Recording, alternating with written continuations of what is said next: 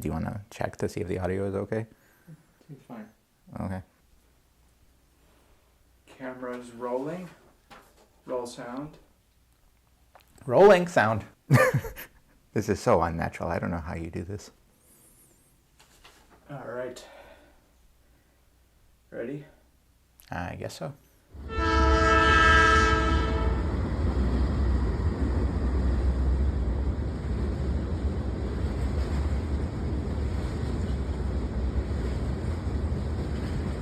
Welcome to Cleveland. And there's Christy Fritz, Bay Village runner, winning the Masters division. People say all the time that, running a marathon or whatever is a metaphor for life. Okay. But it kind of is, because there are times where you are working hard for something and things don't work out, and then once in a while you work hard and something does work out.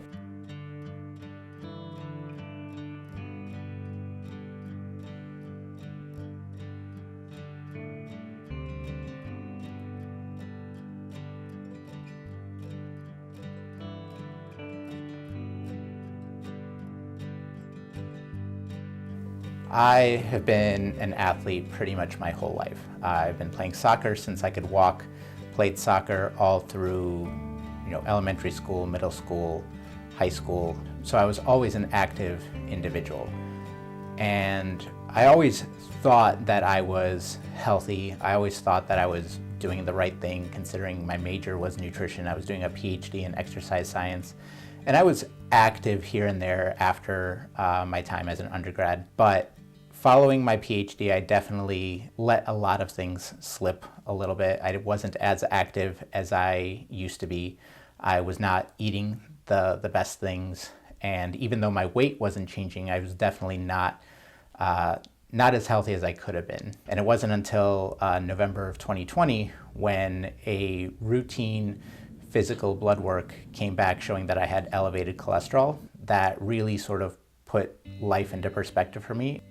It really scared me because I was 30 years old and already had high cholesterol. I was embarrassed that I let myself get that out of shape, get that lazy with my diet. And so basically the day after I got my results back, I signed up for a gym membership, and I remember that I could barely do 1 mile running. To go from barely being able to run a mile on that day, I kept at it. I didn't miss a single day of exercising. So 7 days a week, I did some sort of exercise for at least 6 months, if I remember correctly. It was 6 months, but I was also writing down what I ate every single day, so changing my diet completely.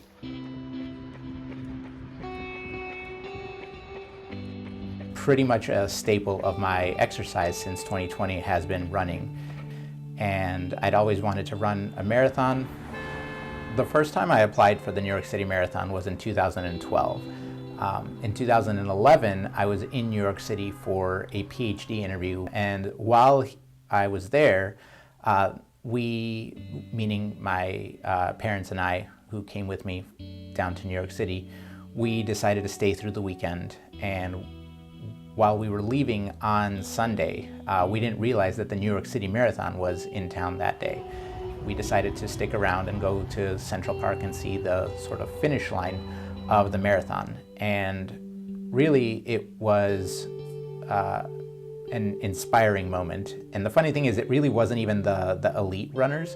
It was the wheelchair athletes, and the fact that they were accomplishing these things, and then followed by all the thousands of other runners that were passing us by. Like I said, it really sort of, that's when the running bug really hit. And I started to basically think, well, okay, if these people can do it, there's no reason why I can't do it. Because I first saw the marathon being run in New York and I saw how special of an experience it was, I decided, perhaps stupidly, perhaps romantically, that if I was gonna do one marathon, it had to be the New York City Marathon. And so the only way you can get into the New York City Marathon is either with a qualifying time or running with a charity, which requires you to raise quite a bit of money, which being a student at the time, I wasn't really able to do. or getting in via the lottery. And I forget the statistic of it, but I think it's something like 3% or 5% success rate to get into the lottery. And so pretty much every year from 2012 all the way through 2023, I submitted an application, and every year I got rejected, except for this year. When I got the email that I got into the New York City Marathon, I obviously was very excited, but after sort of the reality set in that I was going to run, I also realized that that was going to be, March, April, May, June, July, August, September, October, November, 8 months until then. And most training plans are 16 to 18 weeks, so about 3 to 4 months. So I needed something to do until then, because otherwise I was just going to go crazy.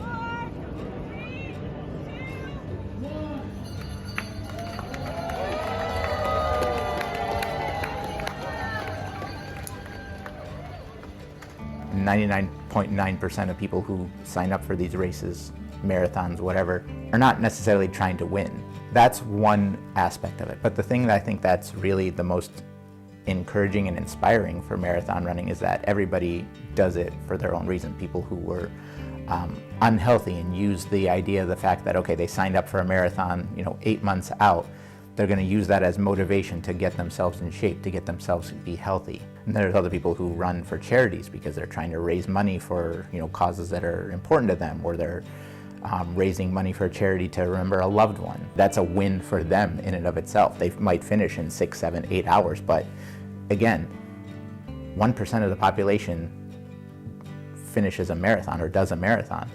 And if you look at those kinds of people, nobody can say anything against them, because they're the ones that put in the work to do it for months on end to get themselves healthier and finish the marathons. Obviously, with certain health conditions, you have to be careful and you have to work within your means. You're not going to tell somebody who has heart problems or a pacemaker, for example, to run at a very fast competitive pace, because that's not healthy for them. But if you want to encourage them to keep active in some way, I don't think there's anything wrong with encouraging someone to walk a certain distance, maybe not a marathon, but I think saying that exercise actually harms people is sort of it's a clickbaity statement, of course, but it's the exercise we know that helps people maintain a healthier lifestyle, much more healthier than sitting on the couch, that's for sure.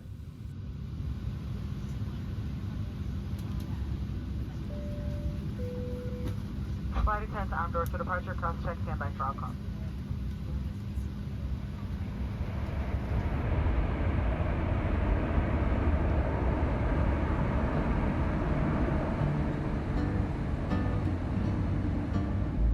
My memory of New York City was the smell of street food and cigarettes. And so when we got to actually New York City, it still smelled like street food, but didn't smell like cigarettes anymore.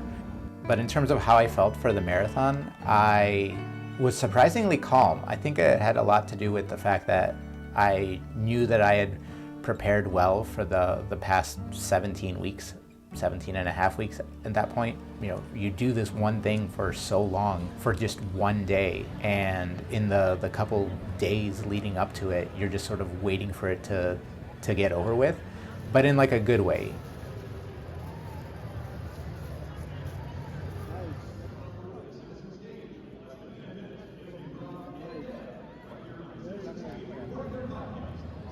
My mantra in running has always been really simple, and it's my mantra in life. And if you meet me out there in the world and at the expo here or this race weekend, so often I finish it by just saying, keep going. Keep going. Because I always talk about running as a metaphor for life, in that the option, whatever it is you're trying to accomplish in life, right? Especially hard things, the option to quit is always right there, right in front of you. And that could be true no more anywhere than it is in running.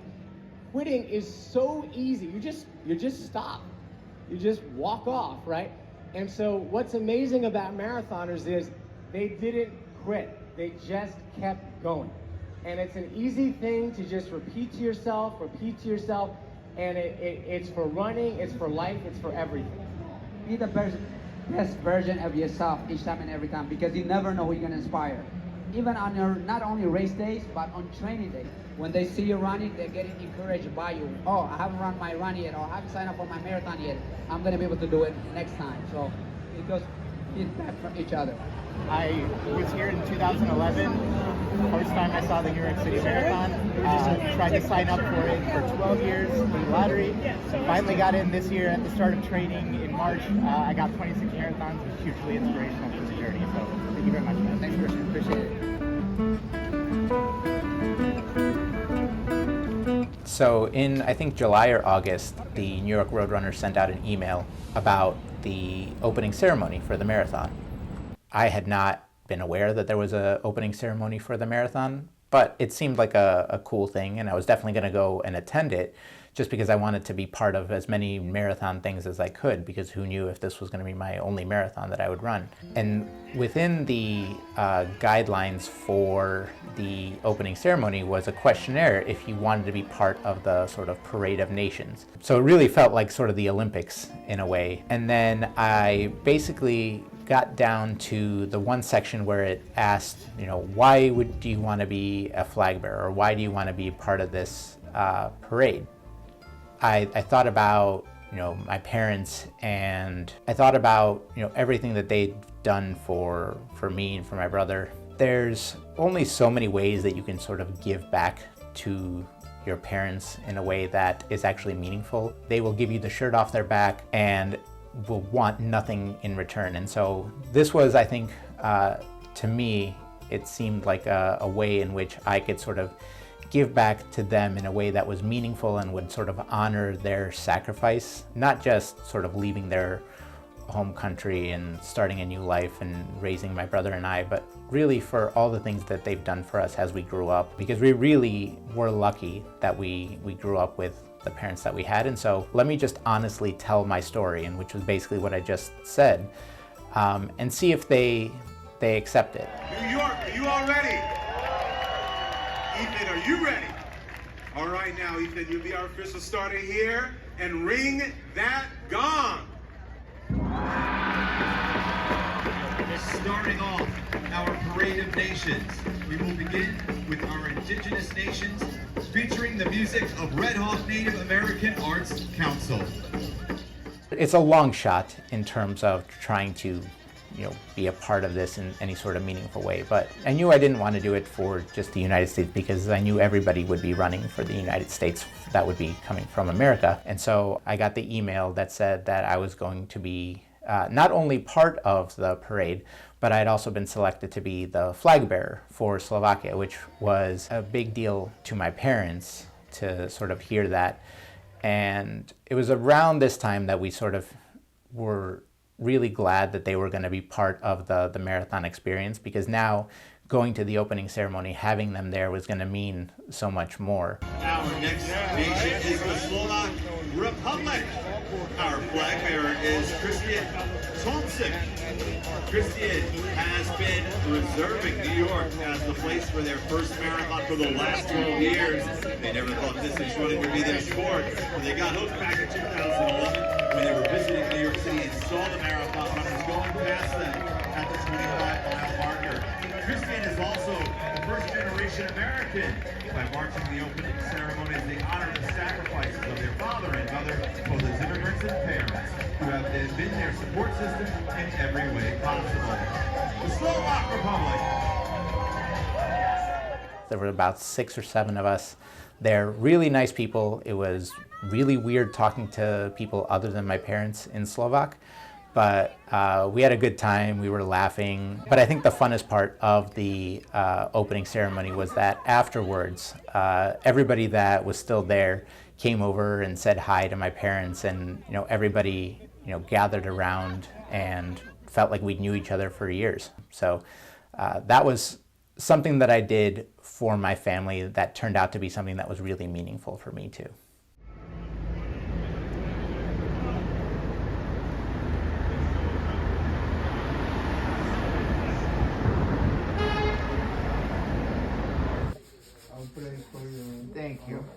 Run and finish. Yeah. Okay. Good night. Bye. Bye.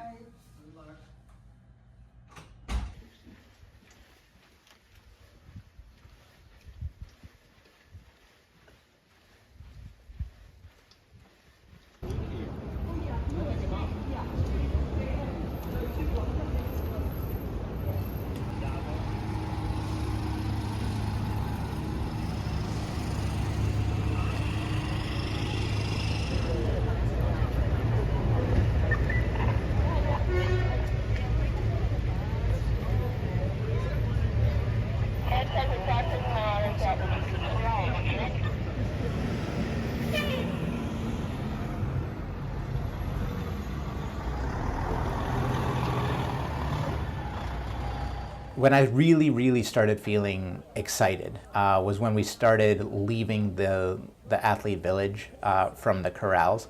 We started walking towards the Verrazano Narrows Bridge. Slowly we could see, all the runners ahead of us, all the runners behind us, slowly moving to the start line. I was excited because I had found my pacer. My strategy was to stick with the guy who's going to run at an even pace the whole way and get us across the finish line at 3 hours and 10 minutes. However, once the cannon went off, the pacer somehow disappeared. Right off the bat, I was running around people, getting tripped by people because we were so closely tied together. It got a little bit frustrating just because I felt like I wanted to go a little bit faster than what I was. I knew that this race had 50,000 people, but until you're actually part of that big of a crowd, you don't really realize how many people 50,000 people actually is. Once we crossed the bridge and got into Brooklyn, I sort of just settled in and really tried to take in, the whole surroundings, because they tell you that the New York City Marathon is a giant party with the amount of people that are out there supporting all the runners. You have people lining the streets like they do the Tour de France that are cheering for you, that are yelling for you, that have signs.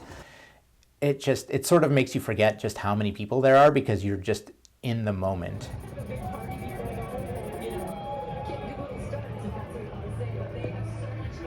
You've been out. And it is really something else. Like, there's so many different countries represented, so many athletes. It's a blast.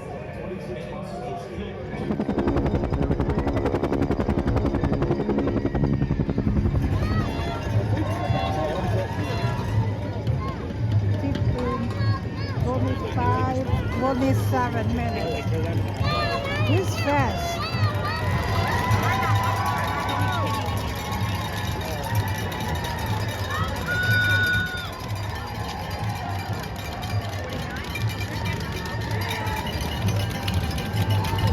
There he is! There he is!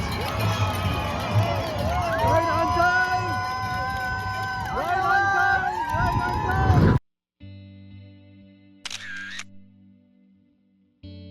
Nothing really mattered. Like, the time didn't matter to me anymore. I was just happy to be participating, and I was happy that I was able to see my parents and my brother on the course. And so I ran over and gave them a really big hug. And I don't think they expected me to do that because they tried to shoo me away to keep going, because they were telling me that I was right on my goal pace, which I was still a little bit surprised that I was. But I was so happy to see them because it gave me a little bit of burst of energy that I needed at that point. So we entered Central Park. Again, tons of people. It felt like the Tour de France because they were supposed to stay on the sidewalk and nobody did. Everyone was on the street. And I was sort of zoned out a little bit. I knew I was getting close to mile 25, which meant I only had one more mile left. And then as I was exiting Central Park, I heard something that sounded like my name. And I was so happy to see them. I got very excited. I think I gave them a thumbs up. And then I picked up the pace a little bit more as I was going into the home stretch, which of course was, again, uphill, but seeing them again really did help me push me through the finish line. And at that point I knew I was going to at least hit my main goal of going under 3 hours, 30 minutes. 3 hours, 46 minutes, 17 seconds. Woo! Good job. Congratulations. Thank you so much. I'll spare you.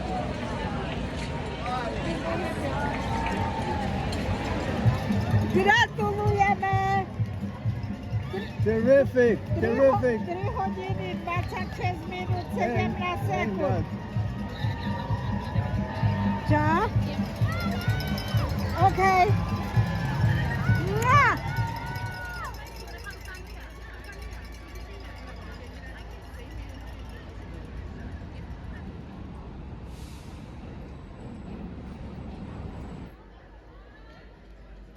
I mean, my goal was to enjoy the New York City Marathon and to run the New York City Marathon, and I did that.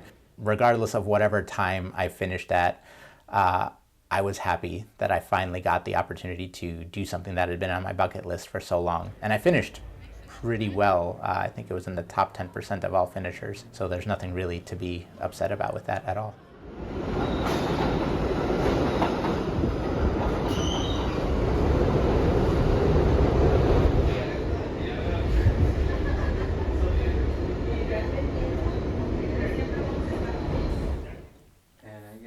One last question.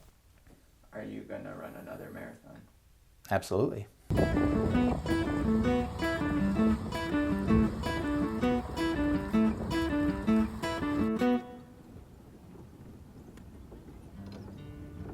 When you find something that gives you as much sort of joy and is something that is worth the effort to do, it takes dedication. I think that's the one thing that I'm the most proud of, and I've told this to my mom multiple times, that regardless of the time, regardless of how everything sort of planned out, I think the thing that I was most proud of is that for 8 months, essentially, for 6 days a week, I was running. Whether it was snowing, whether it was 95 degrees outside, during the course of 18 weeks, I did not miss a single workout during that time. So what it takes to run a marathon, I think, dedication is probably the biggest thing, but also not everybody runs a marathon for the same reasons. Such a small percentage of the world population even has a chance to win a marathon. But it's really running to win whatever the race that's set in front of you is. For me, I'm the kind of person who has to have a goal, a lofty goal, to make it worthwhile. I didn't want to just run a marathon just to finish it. I knew I could finish it, but I wanted to set myself a lofty goal. I mean, it's amazing to see the elite runners running and finishing and breaking world records, but I think it's the people who run and accomplish goals for whatever their personal reasons are. I think those are the people that are the most inspiring when it comes to finishing a marathon, and I think you also have to have a drive to accomplish a goal. And again, everybody has a different goal, but sort of sticking to that goal and working towards that goal, I think, is something that is needed.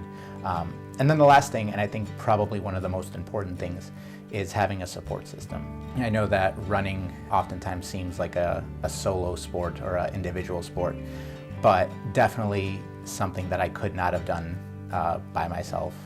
Couldn't have done without the support of my family, being supportive of this endeavor. And that was one of the reasons why I wanted them to come with me to New York, because they were with me there when I saw the first New York City Marathon back in 2011, and they were there throughout the course of the last 3 years when I really started to focus on my health, and they were absolutely there with me.